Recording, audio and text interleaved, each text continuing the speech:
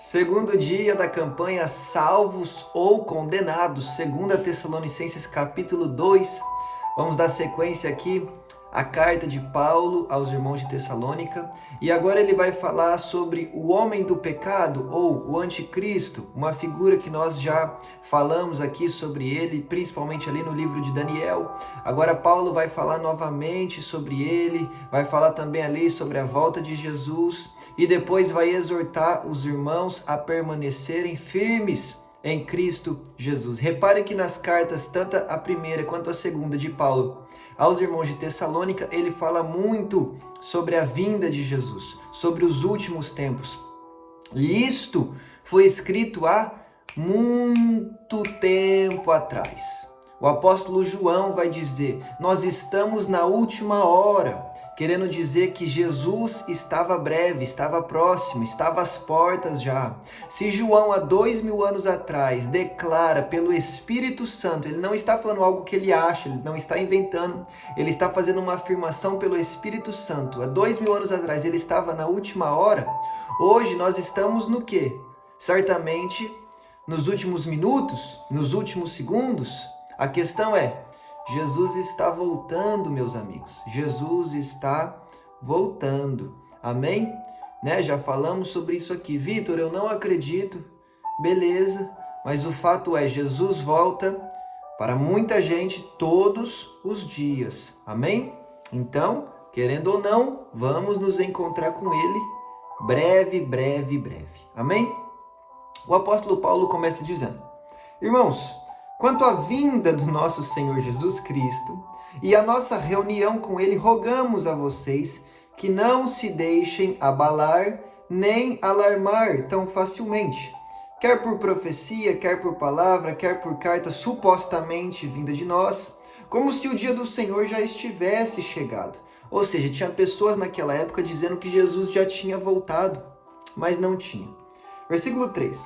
Não deixem que ninguém os engane, de modo algum. Antes daquele dia virá a apostasia, e então será revelado o homem do pecado, o filho da perdição. E este se opõe e se exalta acima de tudo que se chama Deus ou é objeto de adoração, chegando até a sentar-se no santuário de Deus, proclamando que ele mesmo é Deus. Então, antes do grande dia da volta de Jesus Cristo, a Bíblia aqui está nos ensinando que irá acontecer duas coisas, A primeira coisa, haverá a apostasia. O que é isso, Vitor? Abandono da fé, tá bem? Pessoas irão abandonar a fé por completo, amém? Irão negar a Cristo, irão abandonar o Evangelho e irão viver as suas vidas amoldadas pelo padrão de vida mundano, terreno, demoníaco. Amém? Irão apostatar, abandonar, jogar fora, lançar fora a Cristo, ao Evangelho e a sua própria salvação. Então, nos últimos dias, veremos muitas pessoas se convertendo. Sim, é verdade. Mas também veremos muitas pessoas abandonando a Cristo. Veremos muitas pessoas pregando mentiras com a Bíblia na mão. Veremos muitos homens e mulheres que são líderes religiosos ensinando mentiras, ensinando heresias. São cegos guiando outros cegos. São lobos em pele de ovelha. São mentirosos, são falsos. E irão levar muitos para o caminho da perdição. Então, como que eu não apostato, Vitor? Como que eu não abandono a minha fé? O que eu faço para não cair nesse erro? Porque eu não quero abandonar a Cristo por nada. Conheça a verdade, conheça a palavra de Deus, estude a palavra, examine a palavra, porque daqui vem todo o nosso fundamento, toda a verdade na qual estamos firmados. Tenha uma vida de oração, gente. Não é orar 5 minutos quando vai dormir. Senhor, obrigado por esse dia, abençoa o dia de amanhã também, que eu consiga ser próspero e que a tua bênção esteja sobre mim. Amém, boa noite. Não é isso, gente. Isso não é vida de oração. Isso é se enganar. Amém? Claro, tem dias que estamos cansados, né? Somos seres humanos, beleza, eu não estou falando disso, eu estou falando assim, não estou falando de um dia específico, estou falando de longos períodos, amém? Precisamos ter uma vida de oração, uma semana de oração, um mês de oração. Antes de falar de uma vida, vamos falar, né? Precisamos orar aí uma semana inteira, sabe? Fervorosamente. Precisamos orar depois do mês e ir construindo uma vida de oração. Precisamos ser cheios do Espírito Santo. Para isso eu preciso me esvaziar de mim mesmo, me render, abrir mão, sabe? Do meu eu, da minha vontade, para que Ele me encha, para que a vontade dEle seja feita em mim. Precisamos estar numa comunidade, numa igreja, onde se prega a palavra verdadeira, onde tem comunhão com os irmãos. Hebreus 10, 25, não deixem de congregar com os irmãos, visto que é chegado o grande dia. Não deixem de congregar como muitos têm feito, visto que é chegado o grande dia. Né? Precisamos tomar a Santa Ceia, a ceia do Senhor, como a Bíblia chama. Porque Jesus Cristo diz, quem não come da minha carne, quem não bebe do meu sangue, não tem parte comigo. Ele está falando da ceia do Senhor. Nós precisamos passar a ceia em memória dele até que ele venha, como o apóstolo Paulo ensina. Tá entendendo? Nós precisamos, gente. Nós precisamos fazer tudo isso, senão há um grande perigo de nós abandonarmos a nossa fé e talvez nem perceber, né? Mas além da apostasia, a Bíblia está dizendo aqui que virá o homem do pecado, o filho da perdição, que se exalta acima de Deus ou de tudo que é objeto de adoração, se assenta no santuário de Deus, proclamando que ele mesmo é Deus. Então, aqui está falando do anticristo. O que o anticristo vai fazer? Ele vai entrar no terceiro templo, que já vai estar construído em Israel. Está falando aqui, vai entrar no santuário de Deus, é o terceiro templo. Vai estar construindo em Israel, já está construindo. O terceiro templo já está sendo construído, preste atenção nisso. Tá breve. E ele vai entrar, ele vai se sentar lá, ele vai falar, eu sou Deus. Ele vai se exaltar acima do Deus, Criador dos céus e da terra. Ele vai profanar aquele lugar. Ele não dá valor ao que é objeto de culto, ao que é sagrado, ao que é santo, não. Por quê? Porque ele é o homem do pecado, ele é o filho da perdição. Você está entendendo? E quando esse cara chegar e fizer isso, e ele vai ser um líder mundial, ele vai ser alguém de influência, aí Jesus voltará. Amém? Ah, então tá longe, Vitor. Não tá longe, meus amigos. Não tá longe. O terceiro templo já está sendo construído. A apostasia já é visto em muitos lugares. Os sinais dos tempos, como Jesus disse ali em Mateus 24, Lucas 21, já estão acontecendo cada dia mais. E se você reparar na fala de grandes líderes, de grandes influências mundiais, tanto política quanto religiosa, já se fala de um único governo, já se fala de uma única moeda, já se fala de uma única religião. Fica ligado nisso, fica ligado. Versículo 5. Não se lembram de quando eu ainda estava com vocês, costumava lhes falar essas coisas? E agora vocês sabem o que o está detendo, para que ele seja revelado no seu devido tempo. A verdade é que o mistério da iniquidade já está em ação, restando apenas que seja afastado aquele que agora o detém. Então Paulo está falando que existe alguém que está impedindo o anticristo de se manifestar. Existe alguém que está impedindo a ação de Satanás avançar. Quem é esse alguém? Aí existem mais de uma interpretação, existe, mais de uma ideia a respeito disso, então eu não vou entrar a fundo nisso, tá bem? Porque não é algo que vai interferir diretamente aqui em nós. Eu não creio assim, pelo menos, tá bem? O que nós precisamos saber é, Jesus está voltando, o anticristo está vindo aí, nós precisamos estar firmados na palavra dele, amém? Se Jesus voltar, nós vamos junto, tá bom? E é isso que importa, seja cheio do Espírito Santo, esteja preparado. Versículo 8. Então será revelado o perverso, ele vai se revelar, esse miserável, a quem Jesus, o Senhor Jesus, matará com o sopro da sua boca e destruirá pela manifestação da sua vinda. Então o que Jesus Cristo vai fazer com o anticristo? Vai o matar com o sopro da sua boca. Ou seja, Jesus Cristo vai vencer, vai triunfar, vai reinar, vai ser glorificado, vai ser honrado, vai ser exaltado, vai dominar para todo sempre, como já é, porque ele é o próprio Deus. Então nós precisamos escolher de que lado dessa batalha nós estamos, de que lado dessa guerra nós estamos, de que lado desse muro nós estamos. Amém? Vamos estar com o Senhor Jesus.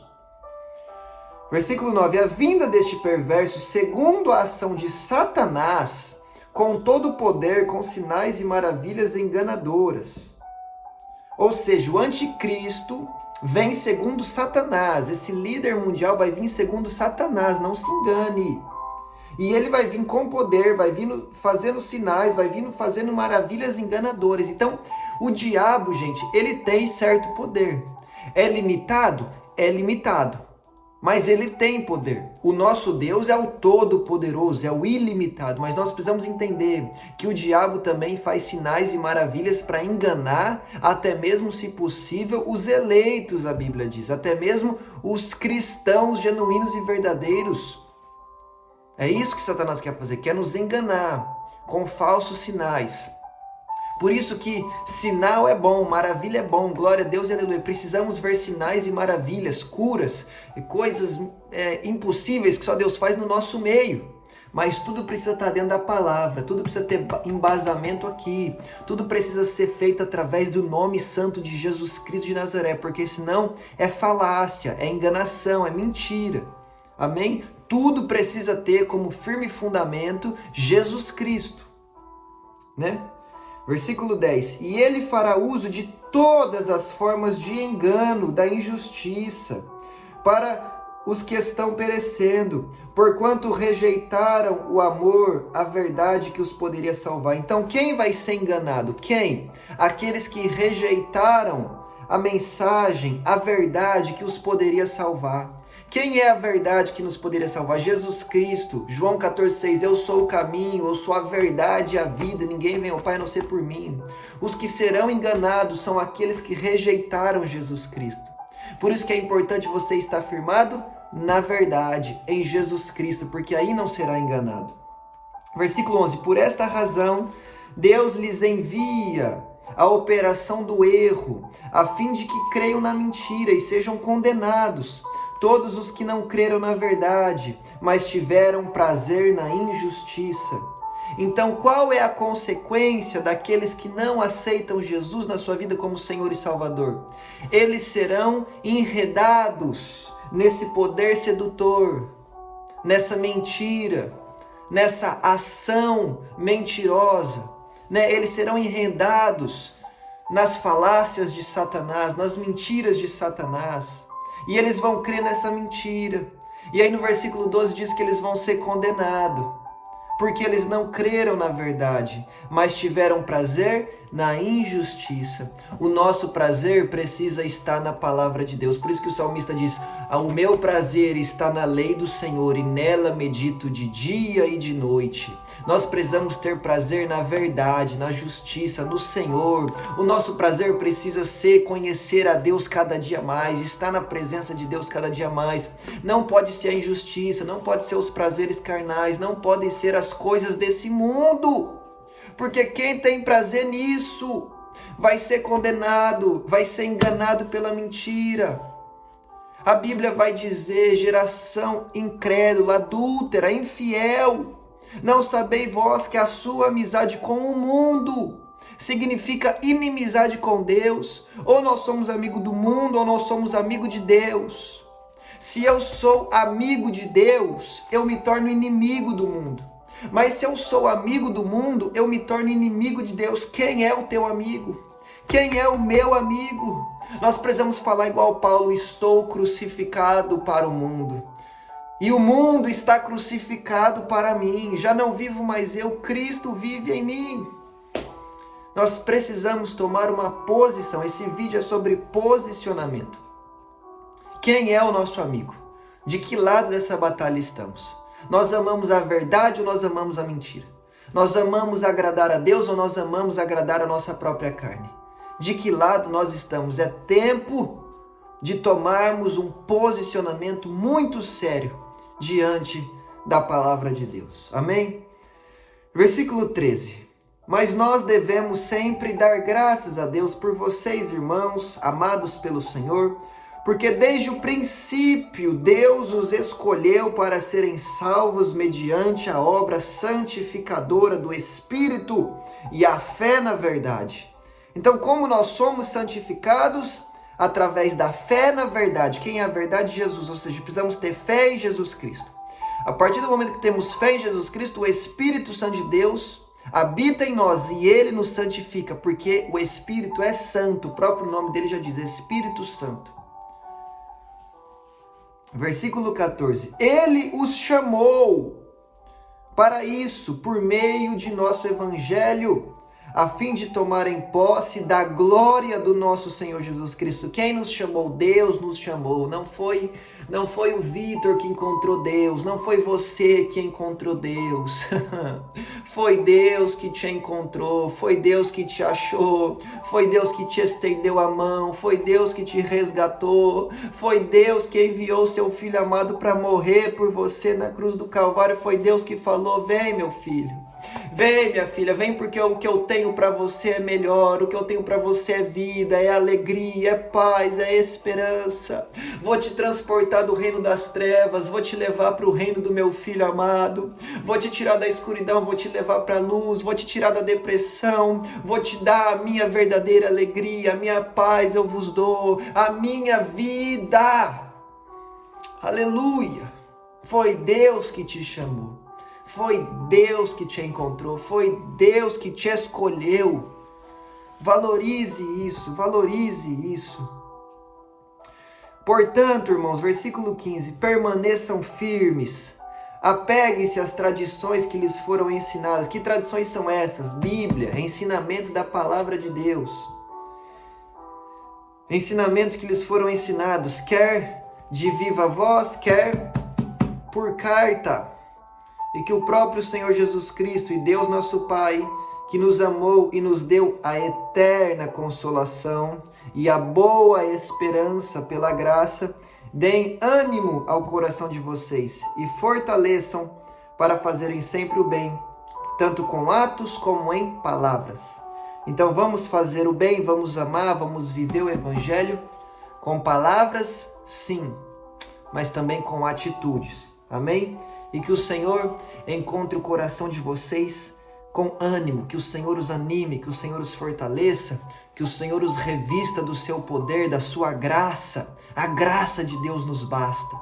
Amém? Vamos permanecer firmes, porque o céu é lindo, o céu é maravilhoso. Vale a pena ir morar no céu, vale a pena, mas para isso nós precisamos renunciar a este mundo. Amém? Que Deus te abençoe e eu te encontro aqui amanhã no terceiro e último capítulo de 2 Tessalonicenses.